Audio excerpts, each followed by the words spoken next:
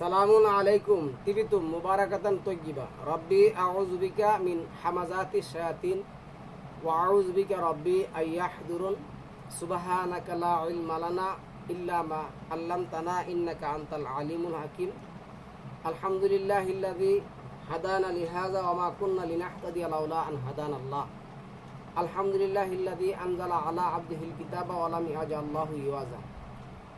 সম্মানিত মুসলিম ভাই বোনেরা, আমরা আজকে আল কোরআন ভিত্তিক একটি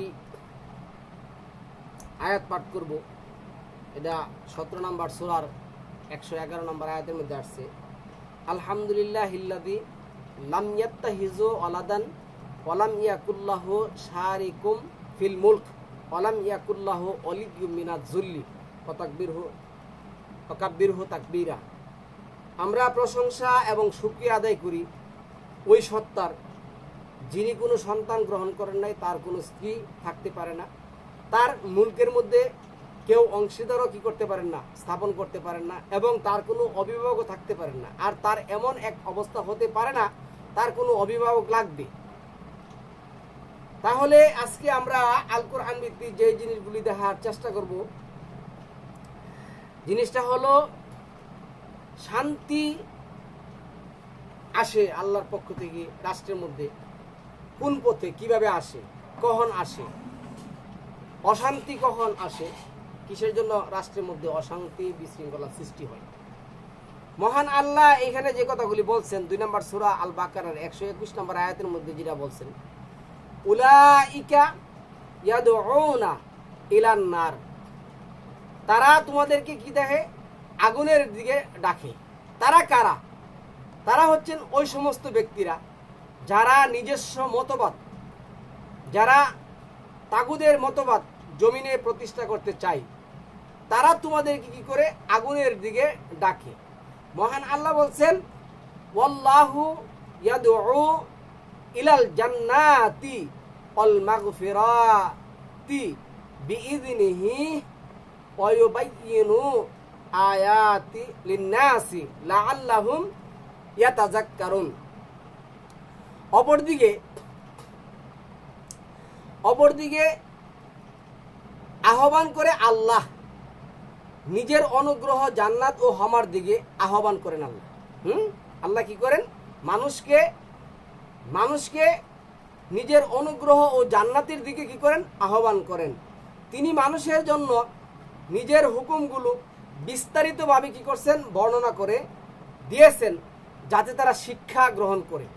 আমরা যদি আল কোরআন ভিত্তিক শিক্ষা গ্রহণ করে রাষ্ট্র পরিচালনা করি, রাষ্ট্রের দায়িত্ব গ্রহণ করি, রাষ্ট্রের মানুষের কাছে আল্লাহর বিধানের যে যা নাজিল করেছে, এই যে 2 নম্বর সূরা আল বাকারার 159 নম্বর আয়াতের মধ্যে যেটা আসছে, আল্লাহ তার সুস্পষ্ট বিধান মানুষের জন্য যা নাজিল করেছেন, আমরা যদি কি করি, মানুষের কাছে পৌঁছাই দেই, তাহলে আমাদের জন্য আল্লাহর পক্ষ থেকে কি আসবে?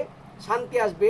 7 নম্বর সূরা 96 নম্বর আয়াতের মধ্যে, আবার 5 নম্বর সূরা 60-66 নম্বর আয়াতের মধ্যে আল্লাহ বলছেন, তোমরা যদি আমার বিধানটা জমিনে প্রতিষ্ঠা করো, তাহলে আমি তোমাদের জন্য উপর থেকে এবং জমিন থেকে হাতদের ব্যবস্থা করব, শান্তির ব্যবস্থা করব ইনশাআল্লাহুল আজিজ।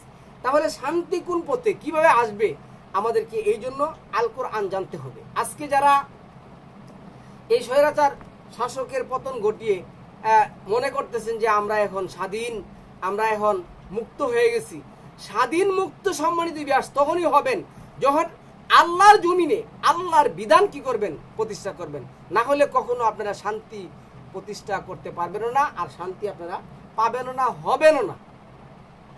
তাহলে আজকে আল কোরআন ভিত্তিক আমরা যে আয়াতগুলি দেখার চেষ্টা করব। এই যে 10 নম্বর সূরা 19 নম্বর আয়াতের মধ্যে কি বলছে দেখেন, ওমা কানান নাসু ইল্লা উম্মাতাও ওয়াহিদাতান ফাখতালাফু। মানুষ ছিল এক উম্মত, মানে মানুষের মধ্যে কোনো ভেদাভেদ ছিল না, মানুষের মধ্যে কোনো অহংকার, মানুষের মধ্যে কোনো স্বৈরাচারী, মানুষের মধ্যে কোনো দাম্ভিকতা, মানুষের মধ্যে কোনো ভেদাভেদ, এই যে দল উপদল, এগুলি কখনোই কোনো আল্লাহকে কি করেন নাই, সৃষ্টি করেন নাই। কিন্তু মানুষ এইগুলি কি করছেন? সৃষ্টি করছেন। ওয়ালাউলা কালিমাতুন সাবাকাত মির রাব্বিকা লাকুদিয়া বাইনাহুম ফিমা ফিহি ইয়াখতালিফুন। পরে তারা মতভেদ সৃষ্টি করলো, তোমার প্রতিপালক পূর্বে যদি সিদ্ধান্ত গ্রহণ না করতেন, তাহলে যেই বিষয়ে তারা মতভেদ করেছে তার মীমাংসা অবশ্যই করে দেওয়া হতো। তাহলে এই দল উপদল তৈরি করা, মানুষের মধ্যে ভেদাভেদ সৃষ্টি করা, মানুষের মধ্যে বৈষম্য তৈরি করা সৃষ্টিকর্তার পক্ষ থেকে কত বড় অ্যালার্ট, কত বড় ঘোষণা। আমি যদি তোমাদেরকে নির্দিষ্ট একটি সময় না দিতাম তাহলে কি করতাম, তোমাদের ব্যাপারে আমি ফায়সালা সিদ্ধান্ত করে দিতাম, মানে তোমাদেরকে আমি কি করতাম, ধ্বংস করে দিতাম। তাহলে সম্মানিত ভিউয়ার্স, আজকে কি আমরা স্বাধীন হয়ে গেছি? আমাদের কি স্বাধীনতা ফিরে এসেছে? আরে কোথায় স্বাধীনতা, কোথায় কি? আর যেখানে আল কোরআন নেই, যেখানে কোরআনের বিধান নেই, যে সমস্ত মানুষের মুখে কোরআন উচ্চারিত হয় না, তারা কিভাবে আমাদেরকে মুক্তি দিবে, কি উপায়ে মুক্তি দিবে? সালামুন আলা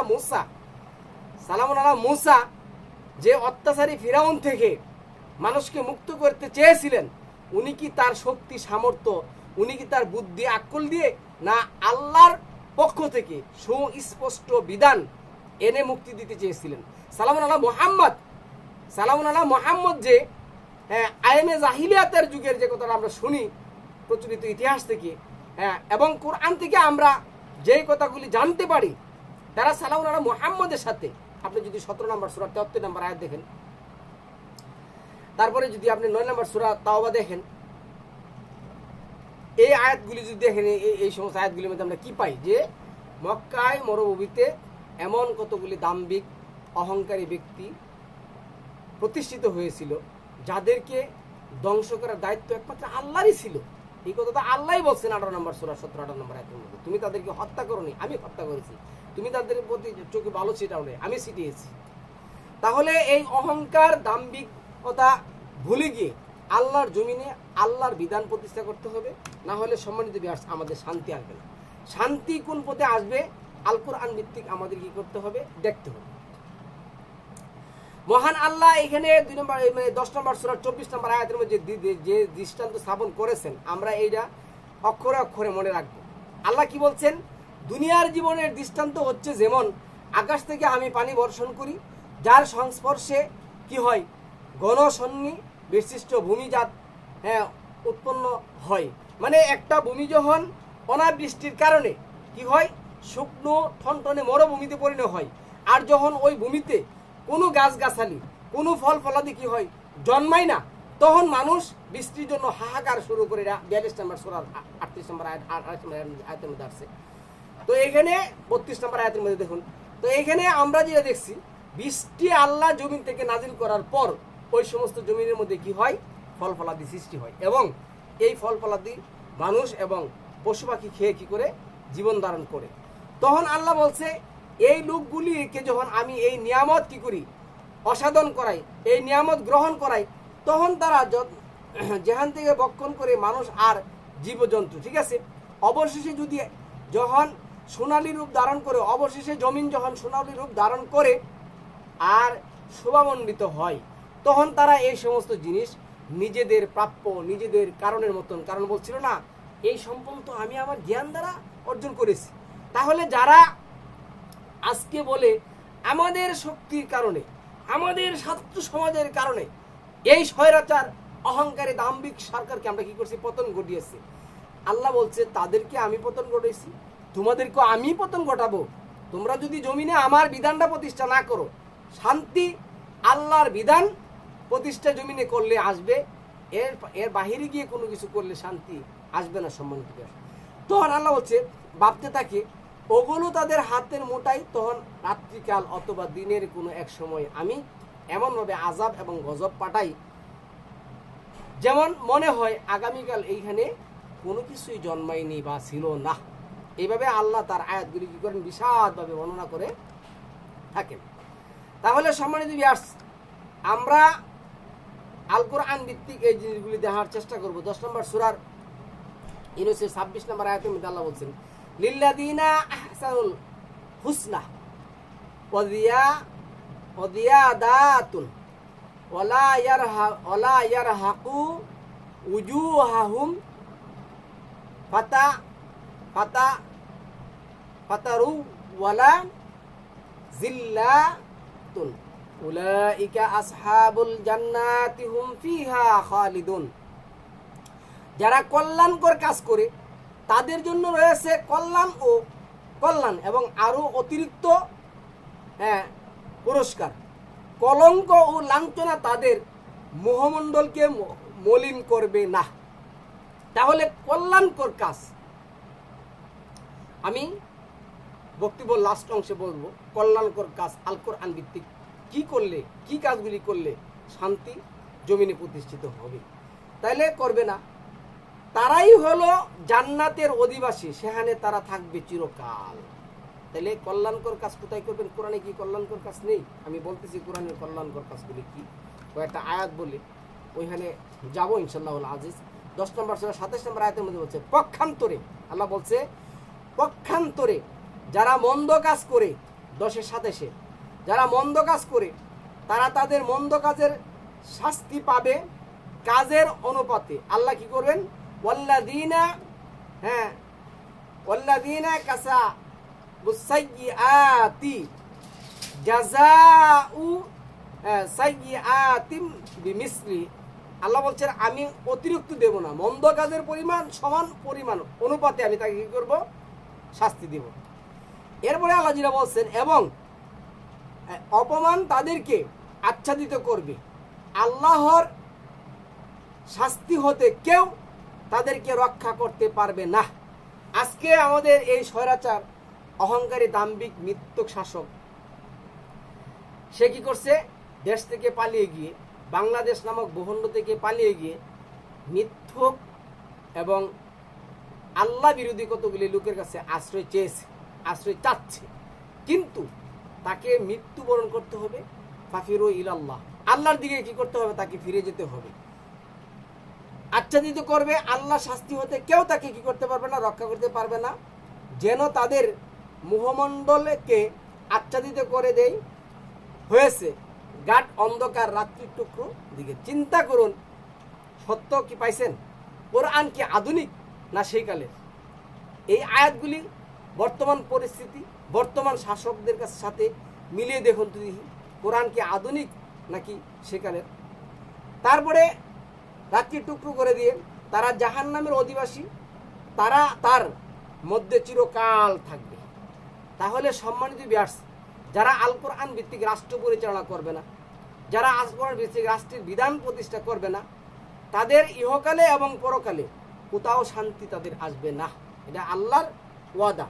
আল্লাহ এই ওয়াদা করছেন আল কোরআনের মাধ্যমে, তার মহান সংবিধানের মাধ্যমে। 28 নম্বর আয়াতের মধ্যে কি আসছে? সেই দিন আমি তাদের সবাইকে একত্রিত করে যারা শিরক করেছিল তাদেরকে বলবো, তোমরা যাদেরকে শরীক করেছিলে তারা নিজ নিজ জায়গায় থাকো। ওই দিন কি করবেন? ওই দিন আর আজকে তো এক রাষ্ট্র থেকে পালিয়ে আরেক রাষ্ট্রে আশ্রয় পাবেন, কোথাও না কোথাও তো তার আশ্রয় হবে।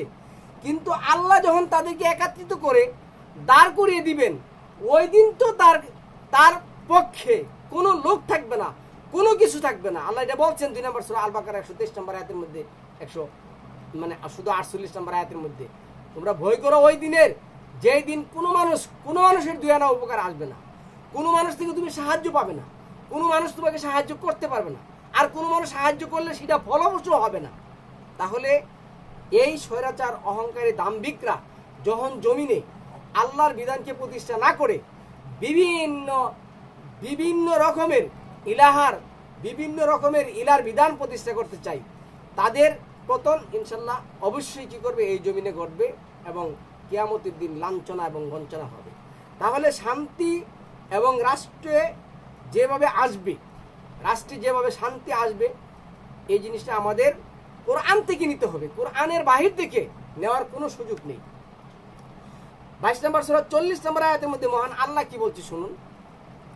এই যে ইন্নাল্লাযীনা উখরিজু মিন দিয়ারিহিম বিগাইরি হাক্কিন ইল্লা আইয়াকুলু রাব্বুনাল্লাহু ওয়ালাউলা দাফউল্লাহিন নাসা বা'দুহুম বা'দিল্লাহুদ্দি মাতসাহ মিউ অবিয়াউ ওয়া বিয়াউন ওয়া সালাওয়াতু ওয়া মা সাজিদু ইউজ তারা ফি হাসমুল্লাহি কাসীরান। এখানে আল্লাহ কি বলছে দেখুন, পরবর্তী তাদেরকে অন্যায়ভাবে গৃহ থেকে বহিষ্কার করা হয়েছে শুধু তাদের এই কথা বলার কারণে যে আল্লাহ আমাদের প্রতিপালক।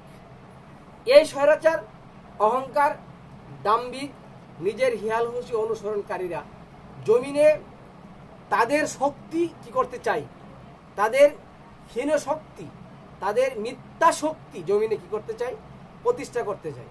আর যারা কেবলমাত্র একমাত্র আল্লাহকে তাদের বিধানদাতা, আইনদাতা, প্রতিপালক হিসেবে মেনে নেই, তাদেরকে আল্লাহ যদি বলছেন তাদেরকে তোমরা দেশ ত্যাগ করো, এই কারণে যে আল্লাহ যদি মানুষদের একদল দ্বারা অন্য দলের প্রতিহিত না করতেন তাহলে বিধ্বস্ত হয়ে যেত খ্রিস্টান, সংসার ত্যাগীদের উপাসনালয়, গির্জা ও ইহুদিদের উপাসনা স্থান। আর এখানে যে কথাগুলি আসছে সম্পূর্ণ কথাগুলি সম্বন্ধে আসছে, এই গির্জা মন্দির এগুলিতে তারা ইবাদতের কথা বলছেন, এগুলি তো ইবাদত হয় না, এগুলি তো হয় আল্লাহ বিরোধী ইবাদত। এগুলি কি হয়, আল্লাহ বিরোধী, জমিনের মধ্যে আল্লাহ বিরোধী এবং মানব রচিত, মানবকে কি বানায় মানে প্রতিষ্ঠা করার জন্য এগুলির মধ্যে ইবাদত করা হয়। তাহলে ওই সমস্ত ইবাদতখানায় কখনো কি হতে পারে না, শান্তি প্রতিষ্ঠা হতে পারে না। এখানে শান্তি প্রতিষ্ঠা করার জন্য ফেরাউন যে কাজ করছিল, এইখানে আসছে ফেরাউন দেশে উদ্ধৃত হয়ে গিয়েছিল আর সেখানকার অধিবাসীদেরকে বিভিন্ন শ্রেণীতে বিভক্ত করে তাদের একটি শ্রেণীকে দুর্বল করে রেখেছিল। তাদের পুত্রদেরকে সে হত্যা করত আর তাদের নারীদেরকে জীবিত রাখত। সে ছিল ফাসাদ সৃষ্টিকারী। কোনো ফাসাদ সৃষ্টিকারী চিরদিনের জন্য জমিনে প্রতিষ্ঠিত হতে পারেও না, আর জমিনে কি করতে পারে না, শান্তিও কি করতে পারে না, আনায়ন করতে পারে না। উল্টো সেই কি হয়, ধ্বংস হয় আল্লাহর ইশারায়, সেই ধ্বংস হয়। 5 নম্বর আয়াতে আল্লাহ এটা বলছেন, দেশে যাদেরকে দুর্বল করে রাখা হয়েছিল আমি তাদের প্রতি অনুগ্রহ করার ইচ্ছা করলাম আর তাদেরকে নেতা ও উত্তরাধিকারী করার ইচ্ছা করলাম। 6 নম্বর আয়াতের মধ্যে পরে আল্লাহ যেটা বলছেন এটা দেখুন, এটা বলছে আমি মুসার মায়ের প্রতি ওহী করলাম যে তাকে স্তন্য পান করাতে থাকো, যখন তুমি তার সংস্পর্শে আশঙ্কা করবে তখন তুমি তাকে দরিয়ার নিক্ষেপ করবে আর তুমি ভয় করবে না, দুঃখ করবে না। আমি তাকে অবশ্যই তোমার কাছে ফিরিয়ে দেব আর তাকে রাসূলদের একজন করব। আল্লাহ কি করছে, সালামুল্লাহ মুসার মায়ের কাছে এই ওহী করেছেন। মুসার মা আল্লাহকে বিশ্বাস করে সে কি করছেন, ফেরাউনের দরিয়াতে কি করছেন, ছেড়ে দিয়েছেন। এবং ফেরাউনের গড়েই ফেরাউনকে ধ্বংস করার জন্য এই মুসাকে আল্লাহ কি করছেন, তৈরি করে নিলেন। তাইলে আল্লাহই একমাত্র কৌশল অবলম্বনকারী আর আল্লাহর কৌশল হলো চিরস্থায়ী। কিন্তু যারা জমিনে উদ্ধৃতি প্রকাশ করে, যারা জমিনে নিজেদের মত প্রকাশ, নিজেদের শক্তি, মিথ্যা, অহংকার, দাম্ভিকতা প্রতিষ্ঠা করতে চায়, তারা তো কখনো জমিনে শান্তি আনতে পারেই না, বরঞ্চ তারা অশান্তি সৃষ্টিকারী, তারা ফাসাদ সৃষ্টিকারী এবং তারা লাঞ্ছিত, অপমানিত হওয়ার এক পর্যায়ে যায় পৌঁছে।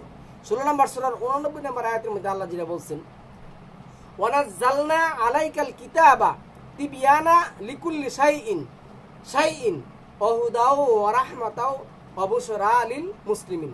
সেদিন আমি প্রত্যেক উম্মত থেকে তাদের নিজেদেরই মধ্য হতে একজন সাক্ষীদার করাবো আর এই লোকদের ব্যাপারে সাক্ষ্যদাতা হিসাবে আমি তোমাকে আনব। আমি তোমার প্রতি এই কিতাব নাজিল করেছি যা প্রত্যেকটি বিষয় আমি সুস্পষ্টভাবে খুলে খুলে কি করছি, বর্ণনা করে দিয়েছি। রহমত আর আত্মসমর্পণকারীর জন্য থাকবে সুসংবাদ। তাহলে শান্তি আসবে ওই সমস্ত ব্যক্তির জন্য যা আল্লাহ নাজিল করেছেন এবং যা আল্লাহ প্রত্যেকটা বিষয় খুলে খুলে বর্ণনা করে দিয়েছেন।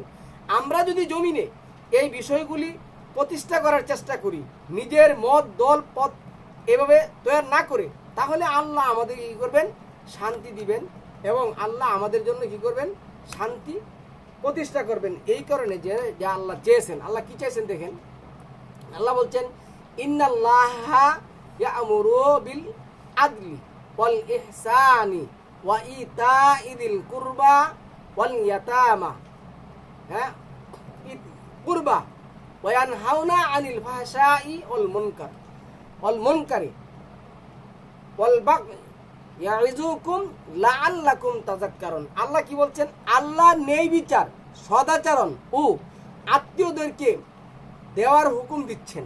তাহলে জমিনে আল্লাহ যেই কাজটা করার হুকুম এবং বিধান দিচ্ছেন, এইগুলি যদি আমরা জমিনে প্রতিষ্ঠা না করি, তাহলে সম্মানিত ভিউয়ার্স আমাদের কখনো শান্তি আসবে না, শান্তি প্রতিষ্ঠিত আমরা করতে পারবো না। শান্তি দেওয়ার মালিক একমাত্র আল্লাহ। না হয় আল্লাহ কি করবেন? ওই যে 22 নম্বর সূরা 40 নম্বর আয়াতের মধ্যে এক দল দিয়ে আরেক দলকে লাগিয়ে পেশিয়ে দিবে, যদি আমরা জমিনে আল্লাহর বিধান প্রতিষ্ঠা না করি, যেমন আমাদেরকে এখন করেছেন। এরপরে আল্লাহ কি বলছেন? আর তিনি নিষেধ করেছেন অশ্লীলতা, অপকর্ম আর বিদ্রোহ থেকে। তিনি তোমাদেরকে উপদেশ দিয়েছেন যাতে তোমরা শিক্ষা গ্রহণ করো। আল্লাহ কি উপদেশ দিয়েছেন? যদি এই কাজগুলি তোমরা জমিনে প্রতিষ্ঠা করো, তাহলে আমি তোমাদের কি করব? তোমাদের উপর জমি আসমান থেকে শান্তি বর্ষিত করব। না হলে কি করব? আমি তোমাদেরকে একদল দিয়ে আগে ফেসে। এখানে আল্লাহ 39 নম্বর সূরার যে 65 নম্বর আয়াত যেটা বলছেন, ওয়ালাকাদ উহিয়া ইলাইকা ওয়া ইলাল্লাযিনা মিন ক্বাবলিকা লাইন আশরাকতা লায়াহবাতান্না আমালুকা ওয়া লা তাকুনান্না মিনাল খাসিরিন। কিন্তু তোমার কাছে আর তোমাদের পূর্ববর্তীদের কাছে ওহী করা হয়েছে যে তুমি যদি শরীক স্থির করো, তুমি যদি স্বৈরাচার শাসককে প্রতিষ্ঠা করতে চাও, তাদের যদি তাগুত তুমি কি করতে চাও, তাগুত তুমি যদি প্রতিষ্ঠা করো, তাগুত হলো আল্লাহর অপোজিশন শক্তি, তাগুত হলো ফিরআউন। এই ফিরআউন শব্দের অর্থ হইল নিজের মত, নিজেকে আল্লাহ অপোজিশনে দাঁড়িয়ে, আল্লাহর অপোজিশনে দাঁড়িয়ে নিজেকে কি করা? ইলাহ হিসাবে, আইনদাতা হিসাবে, বিধানদাতা হিসাবে মানুষের কাছে কি করা? জারি করা। আল্লাহ বলছে যদি এই কাজ করো, আমি তোমাকে কি করব? অপদস্থ করব। আমি তোমাকে কি করব? তোমার উপর অন্যায় যেই শাস্তি আমি নাজিল করব। এবং আখিরাতের দিন এটা বলছে লাইন আশরাকতা লায়াহবাতান্না আমালুকা ওয়া লা তাকুনান্না মিনাল খাসিরিন। আখিরাতে তুমি কি হবে? ক্ষতিগ্রস্তদের অন্তর্ভুক্ত হবে। আখিরাতে তুমি ক্ষতিগ্রস্তদের অন্তর্ভুক্ত হবে। মহান আল্লাহ এই করেই একথা বলছেন, যেটা এই 25 নম্বর সূরা 10 নম্বর আয়াতের মধ্যে, মান কানা ইউরিদুল ইজ্জাতা ফালিল্লাহিল ইজ্জাতু জামিআ। কেউ যদি সম্মান সুখ্যাতি চাই, তাহলে তাকে কি করতে হবে? আল্লাহর উপরে কি করতে হবে? নির্ভর করতে হবে। কেননা সমস্ত সম্মান এবং সুখ্যাতির মালিক একমাত্র আল্লাহ। সুখ, শান্তি, সম্মান, সুখ্যাতি সবকিছুই আল্লাহর পক্ষ থেকে আসে। এবং আমরা যদি জমিনে আল্লাহর বিধান প্রতিষ্ঠা না করি, আমরা যদি ঠিক না হই, তাহলে কি আল্লাহ আমাদেরকে জমিনে প্রতিষ্ঠা করবেন? আল্লাহ এখানে বানি ইসরায়েলে যে উদাহরণ দিচ্ছেন, বানি ইসরায়েলে যে আদেশ করছেন, আমাদেরকে এই আদেশের মধ্যে কি করছেন? ওয়াইদ আহাদনা মিসাকা বানি ইসরাঈলা তা'বুদুনা ইল্লাল্লাহ ওয়া বিল ওয়ালিদাইনি ইহসানাও ওয়া দিল কুরবা ওয়াল ইয়াতামা ওয়াল মাসাকিনি ওয়া কুলু লিন-নাসি হুসনাও ওয়া আকিমুস সালাতা ওয়া আতুজ যাকাতা সুম্মা তাওয়াল্লাইতুম ইল্লা কালিলাম মিনকুম ওয়া আনতুম মু'রিদুন। আর স্মরণ করো যখন বানি ইসরায়েলের শপথ নিয়েছিলাম যে তোমরা আল্লাহ ছাড়া অন্য কারো ইবাদত করবে না। এই বানি ইসরায়েল বলতে আপনি যদি ওই ইহুদিদেরকে বা ওই খ্রিস্টানদেরকে বা সালামুল্লাহ মুহাম্মদের আমলের আগের কোনো কাহিনীতে নিয়ে আসুন, সম্পূর্ণটা হবে আল কোরআন বিরোধী কথাবার্তা। বানি ইসরায়েল, বানি আদম সমস্ত মানব। বানি ইসরায়েল যারা আল কোরআন ভিত্তিক জীবনযাপন করবে, এটা আল্লাহ বলে দিয়েছে। এখন বানি ইসরায়েলের মধ্যে যারা কুফরি করবে, তারা আবার ওই সমস্ত লোকের সাথে কি করবে? সেটা সামিল হবে। আর আল্লাহ যে আদেশ করছেন, এই আদেশ মতে আমাদের কি করতে হবে? চলতে হবে। এর আদেশের বাইরে আমরা চলতে পারবো না। আর যদি আমরা চলি, তাহলে আল্লাহ এনে 32 নম্বর সূরা 22 নম্বর আয়াতের মধ্যে বলছেন, অমান আজলামু মিম্মান যুকিরা বিআয়াতি রাব্বিহি সুম্মা আ'রাদা আনহা ইন্না মিনাল মুজরিমিনা মুনতাকিমুন। তার চেয়ে বড় জালিম আর কি আছে, যাকে তার প্রতিপালকের আয়াত দিয়ে কি করা হয়েছে, উপদেশ দেওয়া হয়েছে, দান করা হয়েছে, অথচ সে তা থেকে মুখ ফিরিয়ে নিয়েছে। আল্লাহ বলছে আমি এই সমস্ত অপরাধীদেরকে শাস্তি দেব। আল্লাহ নিজে এই সমস্ত অপরাধীদেরকে শাস্তি দিবেন। তাহলে সুস্পষ্ট বিধানে সম্মিলিত আল্লাহর পক্ষ থেকে বিধান বই কিতাব আসার পরে যারা এই বিধানের বই, এই সুস্পষ্ট কিতাব বাদ দিয়ে নিজেরা সংবিধান বানিয়ে আল্লাহর জমিনে আল্লাহর আইন প্রতিষ্ঠা না করে মানব রচিত আইন প্রতিষ্ঠা করতে চাই, তাদের ব্যাপারে আল্লাহ বলছেন আমি তাদের শাস্তিদাতা, আমি তাদেরকে কি করব, শাস্তি দেব। তাহলে সম্মানিত ভিউয়ার্স, আমাদের একটু চিন্তা করা উচিত। এই কথা আল্লাহ বলছেন, তারা কি জানে না যে যে ব্যক্তি আল্লাহ ও তার রাসূলের বিরোধিতা করে তার জন্য আছে জাহান্নামের আগুন, যেখানে সে হবে চিরস্থায়ী। আর এটাই খুব লাঞ্ছনা ব্যাপার, এটা হচ্ছে কি খুব লাঞ্ছনার ব্যাপার। তাহলে আল্লাহ এবং আল্লাহ রাসূলের বিরোধিতা করা মানে আল্লাহর জমিনে আল্লাহর বিধান প্রতিষ্ঠা না করা। সম্মানিত ভিউয়ার্স, আমরা আল্লাহর জমিনে আল্লাহর বিধান প্রতিষ্ঠা করব, এই কথাই আল্লাহ বুঝাই দিয়েছেন। ওয়ালাকাদ সরাফনা লিন্নাসি ফি হাযাল কুরআনি মিন কুল্লি মাসালিন লাআল্লাহুম ইয়াতাযাক্কারুন। আমি এই কোরআনে মানুষের জন্য সব রকমের দৃষ্টান্ত ও উপমা কি করছি, উপস্থিত করেছি, যাতে তারা উপদেশ গ্রহণ করে। আমাদের উপদেশ গ্রহণ করতে হবে কোরআন থেকে, কোরআনের বাহির থেকে আমরা উপদেশ গ্রহণ করতে পারবো না। এই কথা আল্লাহ বলছেন এখানে 5 নম্বর সূরা মায়েদার 66 নম্বর আয়াতের মধ্যে, ইয়া আইয়ুহার রাসূল বাল্লিগ মা উনজিলা ইলাইকা মির রাব্বিকা ওয়া ইল্লাম তাফআল ফামা বাল্লাগতা রিসালাতাহু ওয়াল্লাহু ইয়াসিমুকা মিনান নাস ইন্নাল্লাহা লা ইয়াহদিল কওমাজ জালিমিন। হে রাসূল, আমি যা নাজিল করেছি তোমার পক্ষ থেকে যা নাজিল হয়েছে তুমি তাই মানুষের উপর কি করো, প্রতিষ্ঠিত করো, প্রচার করো, পৌঁছে দাও। কিন্তু তুমি যদি তা না করো তাহলে তুমি রিসালাতের বার অর্পণ করলে না, রিসালাত পৌঁছালে না। তাহলে যদি পৌঁছাও তাহলে আল্লাহু ইয়াসিমুকা মিনান নাস, তাহলে যদি পৌঁছাও তাহলে আল্লাহ মানুষের এই সমস্ত কুমন্ত্রণা থেকে, কুপ্রবৃত্তি থেকে, ষড়যন্ত্র থেকে তোমাকে রক্ষা করবেন। আর যদি না পৌঁছাও তাহলে তুমি তো ক্ষতিগ্রস্তদের অন্তর্ভুক্ত হবে। তাহলে সম্মানিত ভিউয়ার্স, আমাদের টপিকটা হলো শান্তি আসবে কোন পথে, শান্তি কোন পথে আসবে।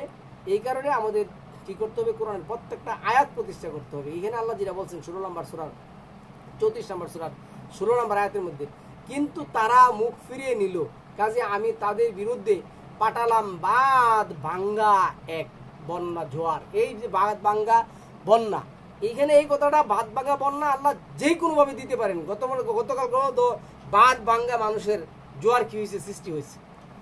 এই স্বৈরাচার শাসককে প্রতিহত করার জন্য, বেইজ্জতি করার জন্য, অপদস্থ করার জন্য, দেশ থেকে তাড়িয়ে দেওয়ার জন্য আল্লাহ কি করছেন, বাদ ভাঙ্গা মানুষের কি করছেন, জোয়ার সৃষ্টি করে দিয়েছেন, যার বয়সে কি করছে, পালিয়ে গেছে। এটা আয়াতটা খুব গুরুত্বপূর্ণ একটা আয়াত, 34-16 মনে রাখবেন, 34-16। এখন সম্মানিত ভিউয়ার্স, আপনারা যদি এই 17 নম্বর সূরার 23 থেকে 39 নম্বর আয়াত দেখুন, 23 থেকে 39 যদি আপনারা কি করুন, প্রতিষ্ঠা করুন, এবং আপনারা যদি এই আয়াতগুলি প্রতিষ্ঠা করেন, অনেকগুলি আয়াত 23 থেকে 39 দেখবেন, ভালো করে নেবেন। এবং 25 নম্বর সূরার 66 থেকে যদি 70 নম্বর 75 নম্বর আয়াত, 23 নম্বর সূরা মুমিনুনের যদি 1 থেকে 10 নম্বর আয়াত, আবার যদি 42 নম্বর সূরা 30 থেকে 40 নম্বর আয়াত, আবার যদি 9 নম্বর সূরা 60 নম্বর আয়াত, 4 নম্বর সূরা 36 নম্বর আয়াত, 2 নম্বর সূরা 187 নম্বর আয়াত যদি জমিনে প্রতিষ্ঠা করেন, তাহলে আপনার আমার জন্য এই জমিনে আল্লাহ কি করবেন, উপর থেকে শান্তি এবং নিরাপত্তা বর্ষণ করবেন, এবং মানুষের চক্রান্ত থেকে আল্লাহ কি করবেন, আমাদেরকে বাঁচাবেন।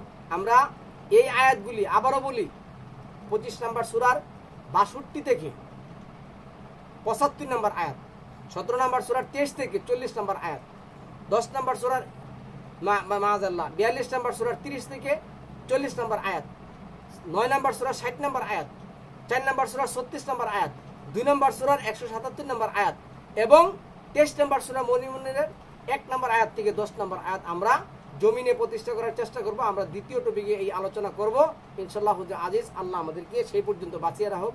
সালামুন আলাইকুম তিবিতুম মুবারাকাতুন তাইয়্যিবা।